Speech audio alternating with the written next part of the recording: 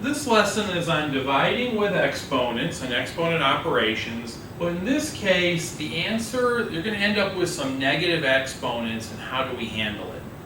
From before, when you divide exponents, divide numbers with exponents, you subtract the exponents. So x to the a divided by x to the b is x to the a minus b. You're just allowed to subtract them. However, if this answer ends up negative, we fall into a case in which it is not acceptable to leave an answer negative. I didn't make up that rule. That's just something that mathematicians around the world have commonly gotten together and agreed that we don't like negative exponents. So if you get an exponent that's negative, the mathematical way of stating it is that it's a fraction. X to the negative a equals 1 over x to the a.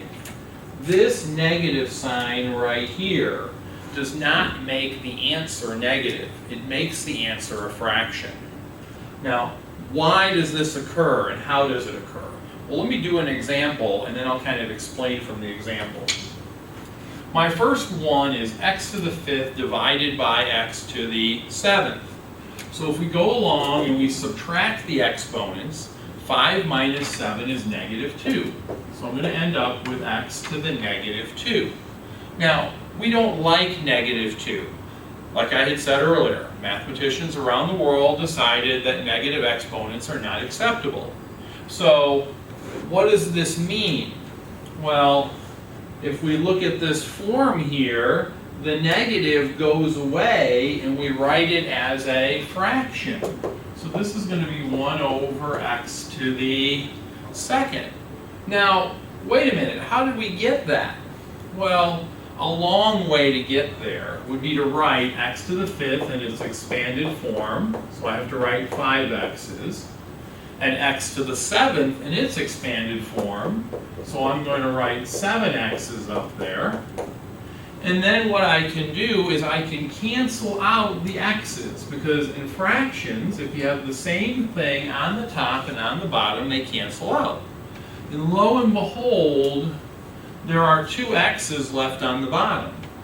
So when things cancel, they turn into 1s. 1 times 1 times 1 times 1 times 1 is 1. And 2 x's left on the bottom would mean that's x to the 2nd. Now that's the long way of getting there. The short way of getting there is to just subtract and then realize if it's a negative, it goes to the bottom. Alright, so for my second problem, I have 21x to the 3rd divided by 3x to the 8th. 21 divided by 3 is 7.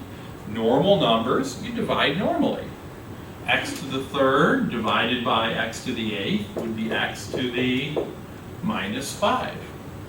Again, we don't like negative exponents, so let's take this and let's rewrite it.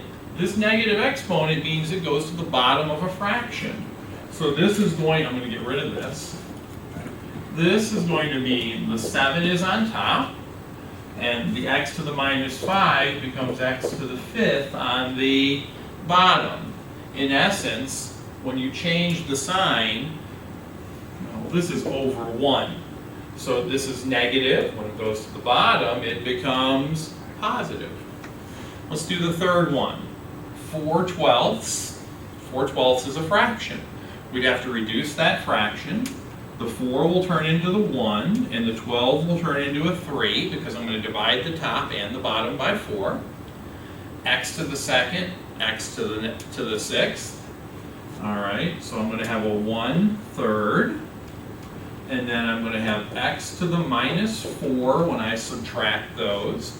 And 5 minus 2, that would be y to the 3rd.